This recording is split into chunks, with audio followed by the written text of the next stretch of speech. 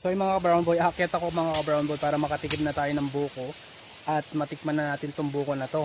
Matagal na excited na rin ako tumikim ng buko kasi medyo matagal nang hindi tayo nakakatikim. Aakyatin ko tong buko na to guys, mga ka-brown boy natin. So a few moments later. So yung mga ka-brown boy natin, aakyatin natin makatikim na tayo ng buko, no? At kukuhaan ng kapatid ko para makatikim na kasi gusto niya na rin makatikim ng buko.